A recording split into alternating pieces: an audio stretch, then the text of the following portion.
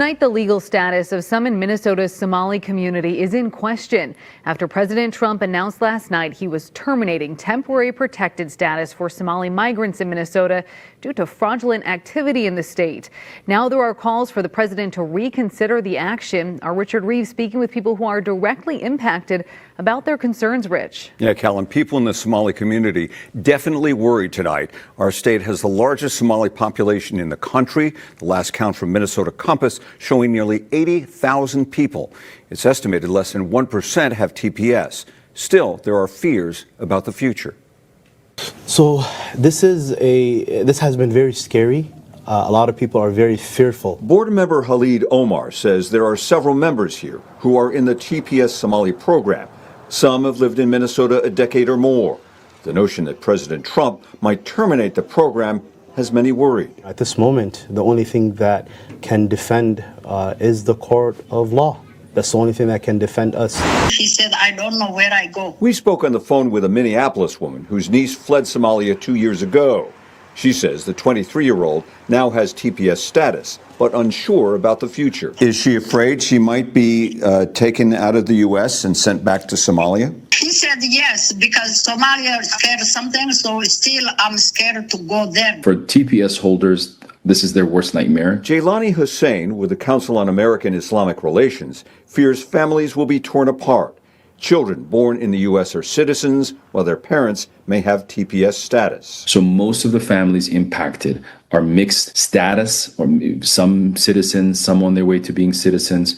So this will definitely be a family separation policy. The aunt of that 23-year-old says she hopes President Trump will have a change of heart. I wish he changed his mind, what he's saying, because America is a dreamland and everybody wants to stay, and we want to stay the people. Supporters say the TPS program is a lifeline and a legal pathway to residency in the U.S. Hussein notes that the Department of Homeland Security has not yet formally terminated the program, and there could be legal challenges. That 23-year-old woman we mentioned in the story says she's already seeking advice of an attorney, Callan. Okay, thank you. Want to really see something that said, take a look at what happened. Hey. Why this beat so cold? We will make America proud again. When you try to kill our citizens, we will make America wealthy again. And yes, together, we will make America great again. Minnesota is home to the largest Somali population in the country. Today, they spoke out by breaking bread together. At a potluck designed to highlight unity, they said Trump is attacking Minnesota communities. Our Jason Rantala has the story. Nothing can divide us. Community members packed the fourth floor of Carmel Mall, the first Somali mall in the country, calling out what they say is hateful rhetoric from President Trump. We know what our president has done. It is an attack on our community. Trump took to social media Friday night, claiming without evidence that Somali gangs are terrorizing the people of that great state. Trump said Minnesota had become a hub of fraudulent money laundering activity. Quote, send them back to where they came from. It's over. 99.99% of the Somali community are hardworking. They're good neighbors. We're trying our best. Somali community members say the president's tweet is a distraction from the country's current affordability crisis. He decided to also pit our communities against each other and attack our community. I mean, we can't be Minnesota without them. They're part of us. Friends Cece McAlpin and Lori Carlson came here from St. Louis Park. And I'm here to prove Donald Trump wrong, that these people are not causing trouble in our communities and in our cities. I want to prove them wrong and not just stay home and take this slap to the face. Community members say they're here to stay, that Trump won't tear them apart. The president's tweet cannot divide us, and it cannot change who we are. In Minneapolis, Jason Rantala, WCCO News. There are 705 Somali immigrants in the U.S. approved for TPS. President Trump has not provided further details on his plan. Did money from Minnesota taxpayers earmarked to feed hungry children wind up in the hands of a Somali terrorist group? The allegations center around a massive welfare fraud case being brought in Minnesota. A 78th defendant was charged just today. 78. And now reports are coming out that some of the stolen money may have wound up in the hands of Al-Shabaab, a Somali-based terror group. In response, President Trump says he intends to end deportation protections for about 700 Somali nationals in Minnesota, calling Minnesota a, quote, hub for Somali gang networks, though he's provided no evidence for that. So what are the facts on the ground? Investigative correspondent Rich McHugh is at the federal courthouse in Minneapolis, Minnesota for us tonight. Rich, what are you learning?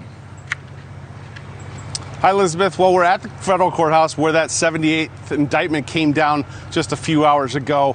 All of it tied to Feeding Our Future. That's the corrupt nonprofit at the center of all of this fraud. We spoke with current and former federal sources, and they tell us billions have been stolen since 2019, that Minnesota is just riddled with fraud, and that a lot of this money goes back to Somalia, and a cut of all that money has gone to the Al-Qaeda-linked terror group Al-Shabaab. But I want to reset this for viewers because it's complicated. This all stems from Feeding Our Future. That's the largest COVID fraud ever. These criminals opened more than 200 federal child nutrition program sites throughout Minnesota. 200 sites lied, claimed to be serving meals to thousands of children a day. They created fake attendance rosters, fake invoices, and the government reimbursed them. David Gaither, he's a former state senator here. He saw this firsthand. Rich, this is the Safari restaurant in downtown Minneapolis. This is the epicenter of some of the biggest fraud and waste abuse in this area. The owner right now is currently in jail, federal jail. This restaurant, which seats about 35, supposedly served 18,000 plus meals a day. A day? A day for 7 months. 18,000 plus.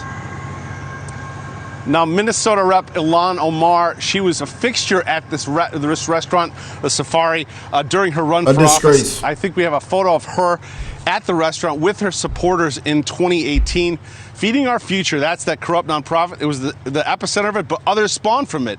There were home relocation services, child autism. They were bilking $399 million in services fraud in 2023 alone. To date, 86 people have been indicted and counting. Federal authorities tell News Nation 79 of them are of Somali descent.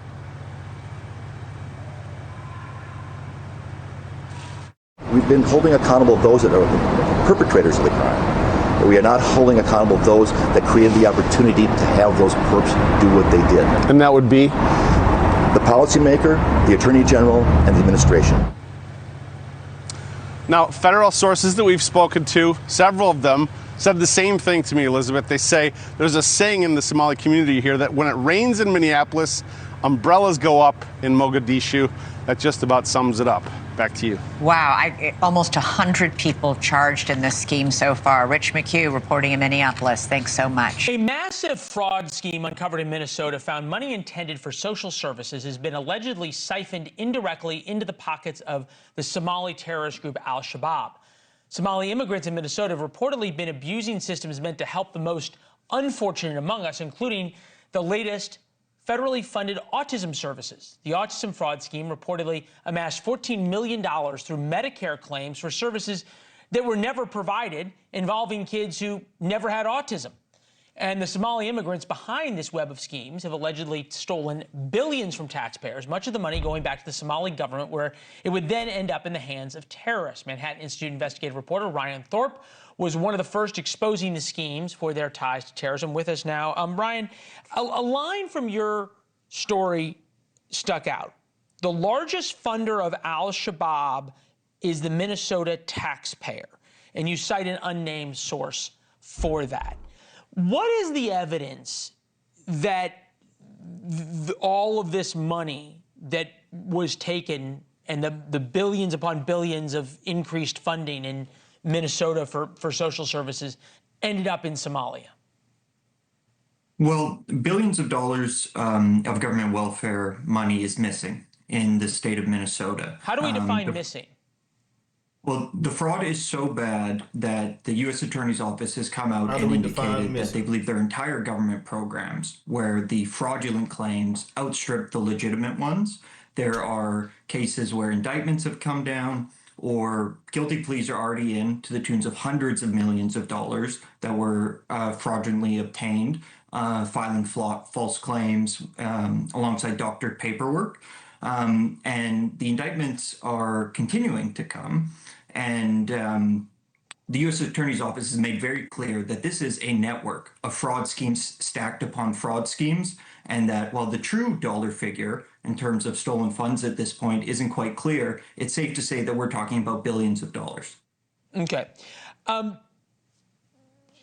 It's pretty wild, some of the things that you lay out, including one group called Feeding the Future that went from getting $3.4 million in 2019 to $200 million 2 years later. They grew faster than NVIDIA. How did nobody see that? Or is it that people and the government and those who are supposed to be the watchdogs, like Tim Walz, like Keith Ellison, the Attorney General there, just weren't looking? I think it's safe to say that there was a real unwillingness or inability among Democratic state officials in Minnesota to recognize some pretty obvious alarm bells here. All across these programs, claims were skyrocketing, absolutely spiraling out of control over a short period of time. And the reality is that the Somali community, which is where these large-scale fraud rings have been concentrated within this population in the state, it is a sizable voting bloc. It is a voting bloc you have to win if you're going to win political office in Minneapolis. And so I think that was likely an incentive here that made some people not want to look too closely at what's been going on. Wow. And that would explain why now it's the U.S. attorney looking into it rather than the state law enforcement or state fraud investigators. Is there any indication, Ryan, as you get, and it's one of those things you drop an investigative piece and then all of a sudden you get 1,000 more tips, that this goes higher, like actually into state government? You get the last 30 seconds. I can't confirm that. So I don't want to get out in front of my skis here. What I can say is that this story has generated additional tips, and it is something that we are continuing to look into as we push forward with our efforts to expose the fraud rings that have been taking advantage of the generosity of Minnesota taxpayers.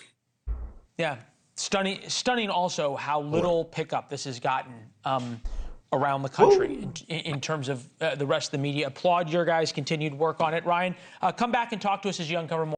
Afghanistan, a hellhole on earth. He was flown in by the Biden administration in September 2021 on those infamous flights that everybody was talking about.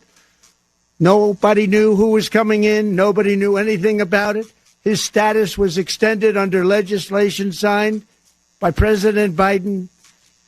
A disastrous president, the worst in the history of our country. This attack underscores the single greatest national security threat facing our nation. The last administration let in 20 million unknown and unvetted foreigners from all over the world, from places that you don't want to even know about. No country can tolerate such a risk to our very survival. An example is Minnesota, where hundreds of thousands of Somalians are ripping off our country and ripping apart that once great state. Billions of dollars are lost, and gangs of Somalians come from a country that doesn't even have a government, no laws, no water, no military, no nothing. As their representatives in our country preach to us about our Constitution and how our country is no good. We're not going to put up with these kind of assaults on law and order by people who shouldn't even be in our country. We must now re-examine every single alien who has entered our country from Afghanistan under Biden, and we must take all necessary measures to ensure the removal of any alien from any country who does not belong here or add benefit to our country. If they can't love our country, we don't want them. America will never bend and never yield in the face of terror. And at the same time, we will not be deterred from the mission these service members were so nobly fulfilling. That is why tonight I can announce that I have directed the Department of War to mobilize an additional 500 troops to help protect our capital city. We will make America totally safe again, and we will bring the perpetrator of this barbaric attack to swift and certain justice if the bullets going in the opposite direction haven't already done that. During this time of the year, when we gather at home with loved ones, these two patriots will